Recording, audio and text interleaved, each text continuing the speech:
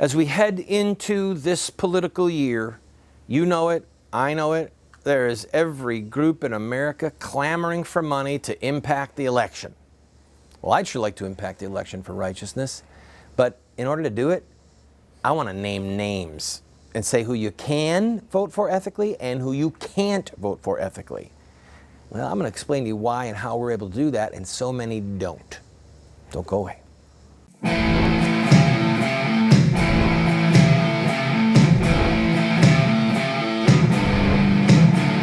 Those who forsake the law praise the wicked. Those who uphold the law resist them. Welcome to the Voice of Resistance. Here's your host, Randall Terry. Welcome to the show, friend. Years ago, in the early 1980s, I felt very distinctly that the Lord spoke to me in my heart, not an audible voice, but impressed upon me. You know how the Holy Spirit will guide you?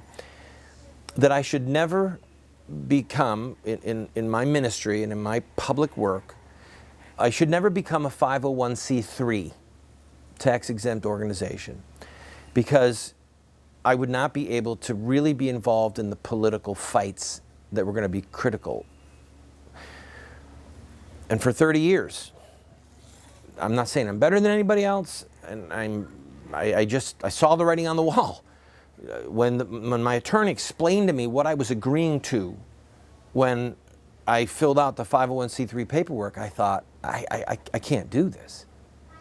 I mean, you look at Jeremiah, you look at other prophets in the Bible, they're naming names, all right? They're rebuking kings to their face by name. All right? Look at John the Baptist with Herod. Look at the apostles and some of the leaders of that era, and look at the early church dealing with the Caesars. And I just realized I can't do it. Now, by the way, I'm not opposed to 501c3 tax-exempt organizations if they're truly just an educational organization, all right? A school, a high school, fine.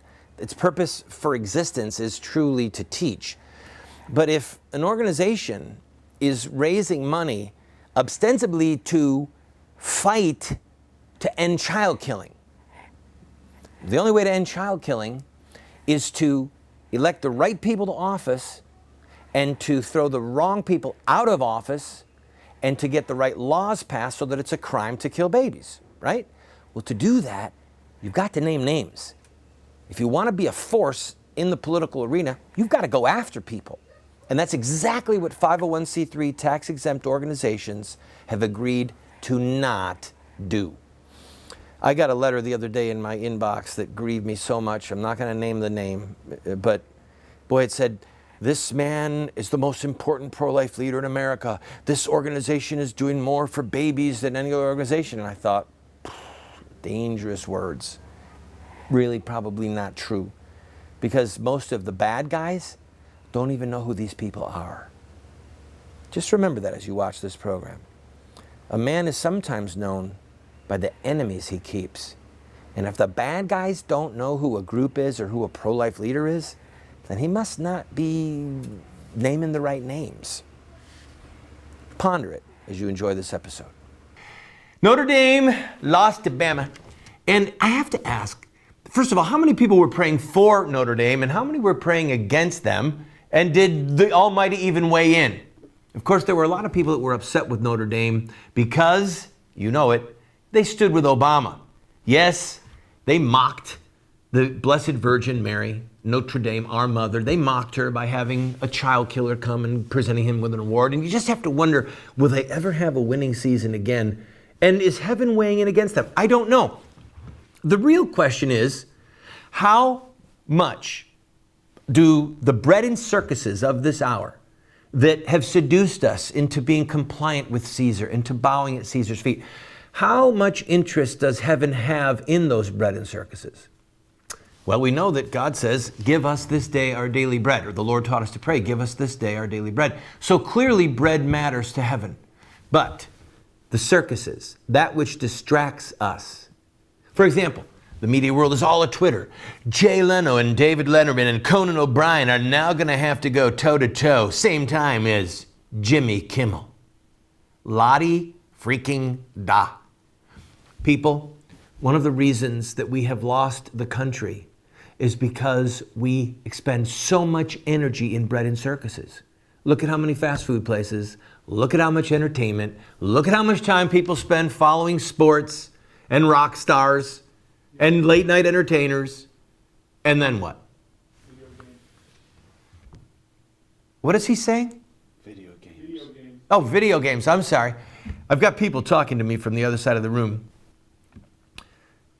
At the end of the day, if you want to seduce a republic, the best way to do it is bread and circuses. Now, let's switch gears radically and talk about history for a minute. Yesterday, I spoke about Winston Churchill, Patrick Henry, and William Lloyd Garrison. And if you're a student of history at any level, you would probably have Patrick Henry as a hero, and Winston Churchill as a hero, and William Lloyd Garrison, the foremost leader of the abolitionist movement, as a hero. I know I do. I love these men. I read their works. I read biographies on their lives. I read their words. I take inspiration from them.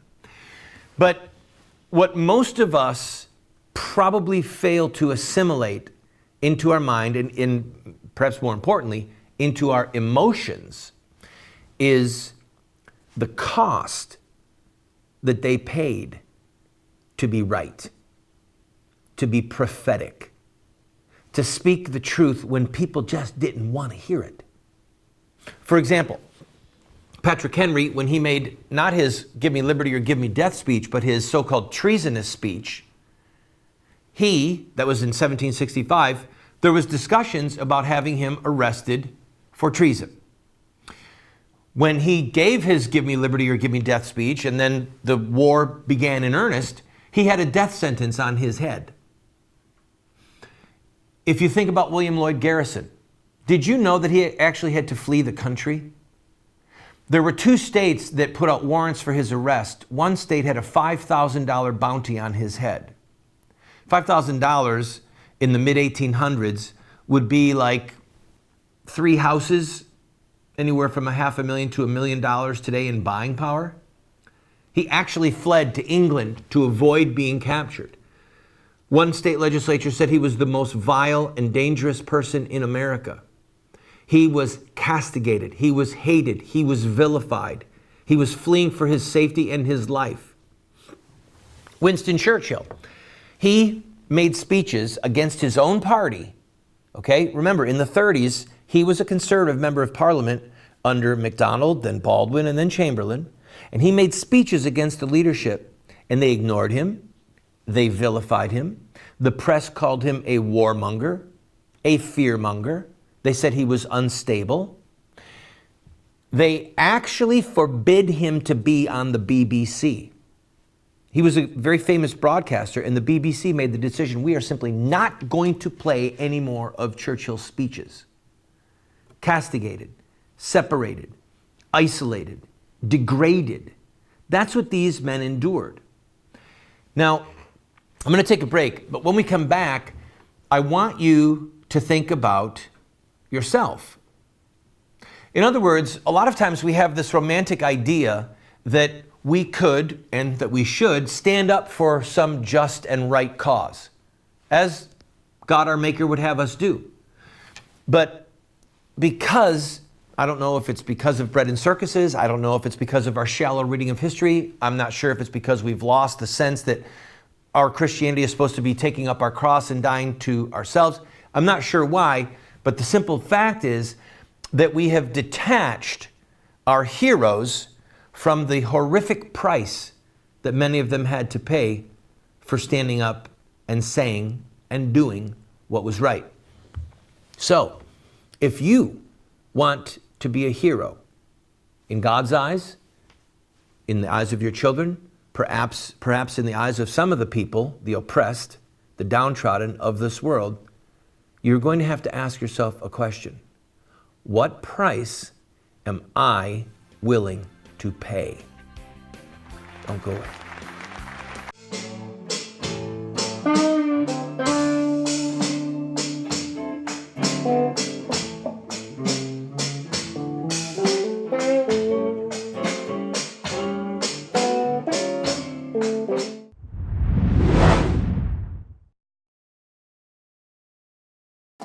Hey, everyone's been asking me, when's Unstoppable coming out on DVD? Well, it's here. And I have created my own deluxe signature version of Unstoppable that contains not only the movie, but over 5 hours of additional curriculum and study guides for your family. It's perfect for your homeschool, educational facility, small group Bible study, and family devotions. And I'm going to share with you some of the spiritual warfare that surrounded the release of this film. This box set also includes extended scenes, new music videos, the inside scoop on the whole Facebook controversy. So what are you waiting for? I made this special version with my family in mind, and I know your family will be blessed by it too. Unstoppable 2.0 Deluxe Signature Version, available only here at KurtCameron.com. I can't wait for you to experience what's inside.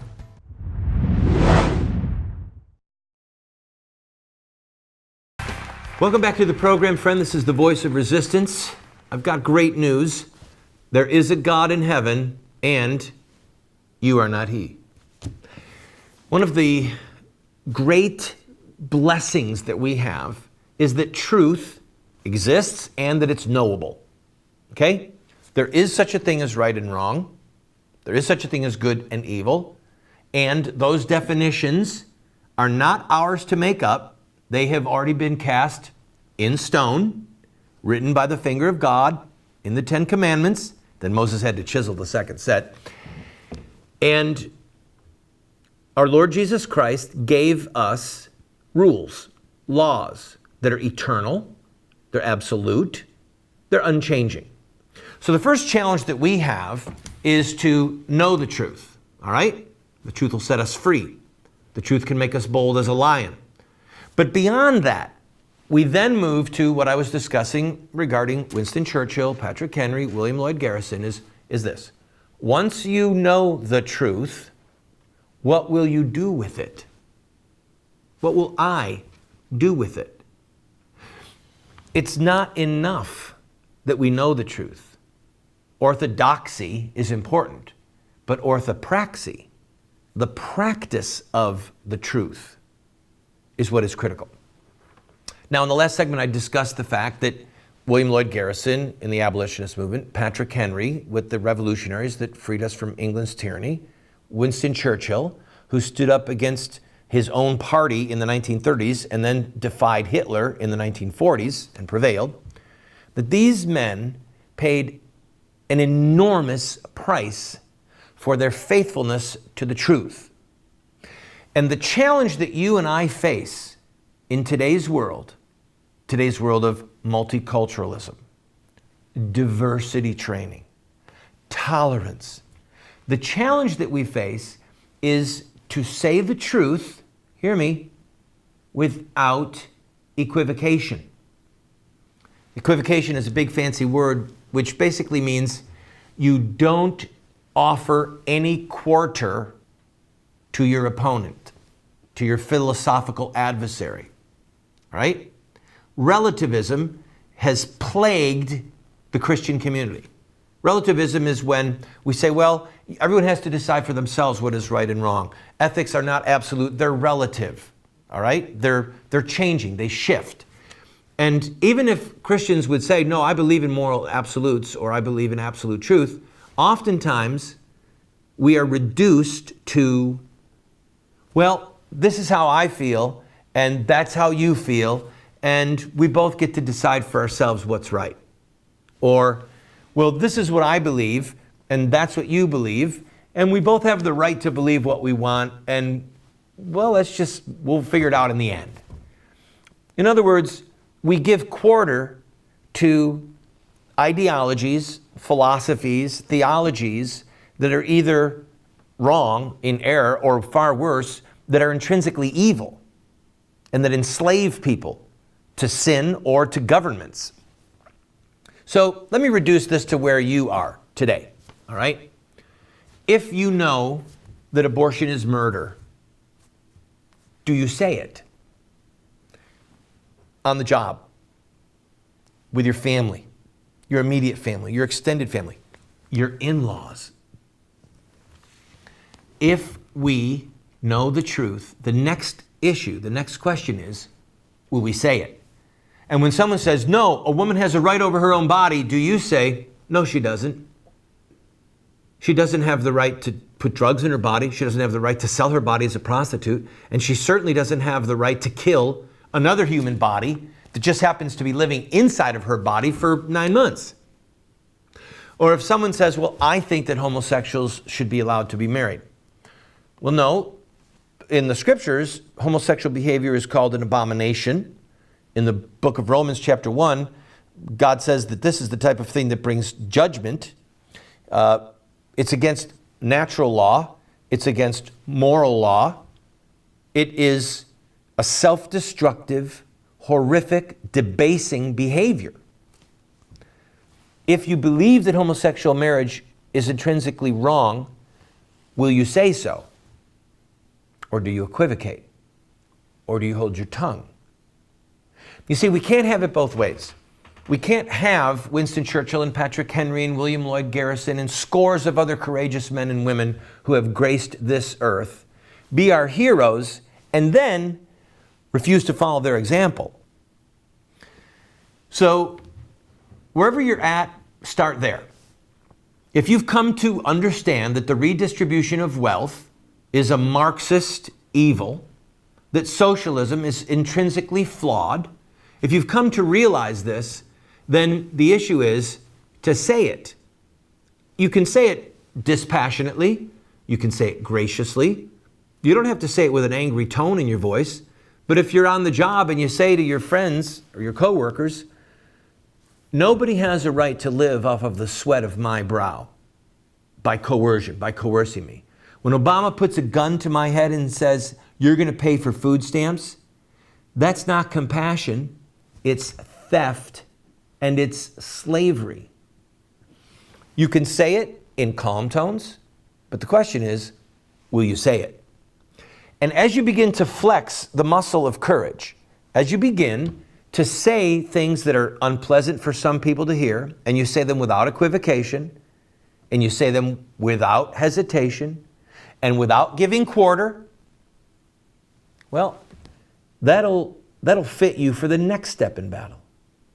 And then the next, and then the next. And before long, you might find yourself standing in front of City Hall doing a press conference. You might find yourself running for office, school board, county legislature, city government. The issue is reaching down inside of you, pleading with God for the courage, and then using that courage to propel you forward with the declaration of truth and acting out the truth. We want orthodoxy and we want orthopraxy.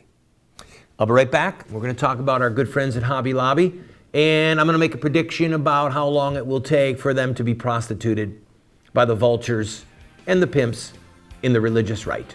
Don't go away.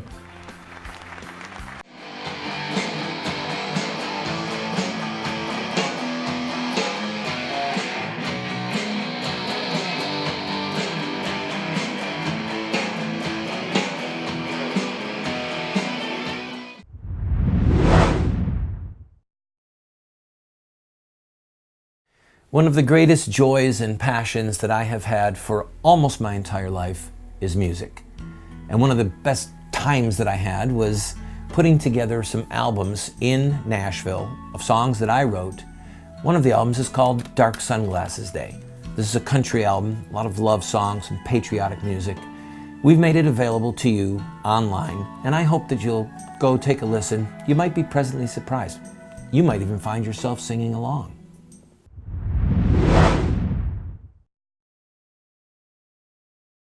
Welcome back to the Voice of Resistance. It is I, your servant, Randall Terry.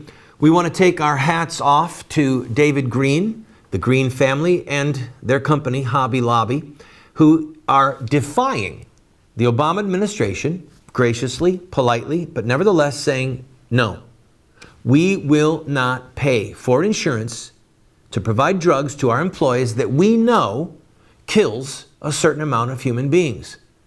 It would be like the soldiers in Herod's day saying, no, Herod, we're not going to go kill all of the little boys of Bethlehem. We certainly wish that history had been written different in that situation. But for right now, the good people at the Green family and Hobby Lobby are standing strong.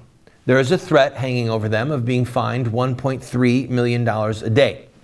They are being defended by the Beckett Fund, an organization that provides legal help based upon the principle of religious freedom. We wish them all well.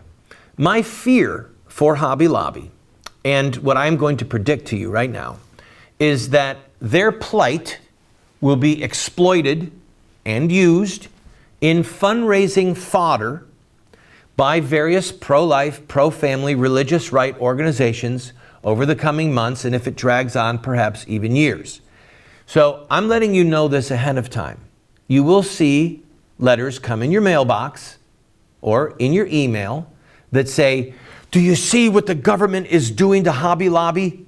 Give us your money now so we can stand against the tyranny of the Obama administration.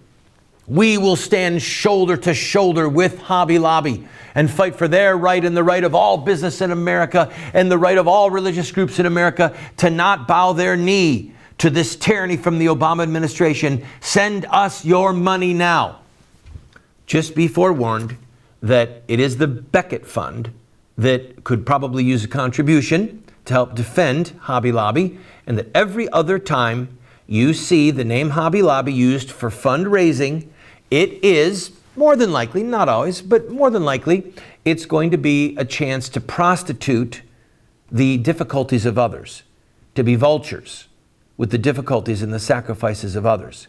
What I want to see is various religious right groups, standing up and saying, we defy you. We're not going to pay for these criminal drugs. We're not going to pay for them, folks, and hope you won't either. I'll be right back.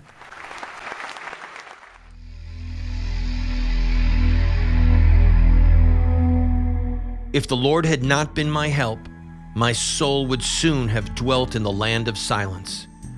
When I thought, my foot slips, thy steadfast love, O Lord, held me up.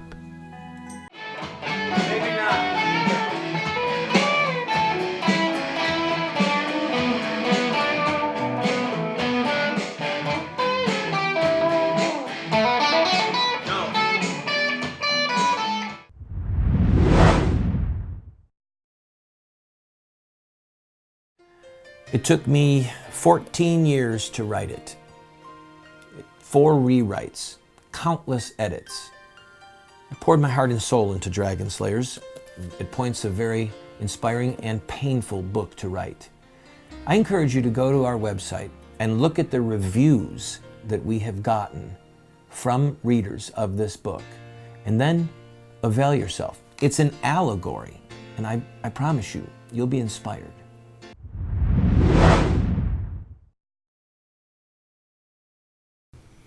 Friend, we are known in part by the enemies we keep.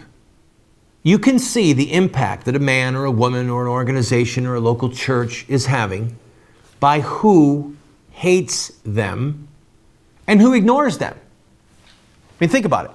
If you are having an impact on your family, in the workplace, in your church, in your community, in your state, in your nation, the right people will hate you. Jesus said, blessed are you when men hate you. Blessed are you when you are reviled, when people speak all manner of evil against you falsely. That's the way they treated the prophets. In other words, you're speaking for God, you're speaking the truth, and you're having an impact on the souls of men and women. So, if you want to do a barometer of how successful you're being, just take a look. Who doesn't like you? And then, if it's a good list, rejoice. Well, friend, I hope that you're not offended. I hope that what I'm saying makes sense in principle. I encourage you, go to our website, learn more. There's a whole another series there that you can watch about hush money, 501c3 hush money.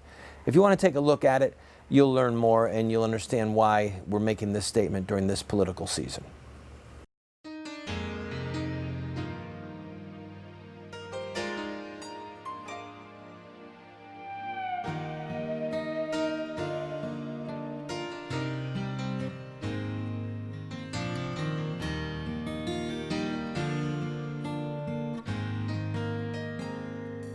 you.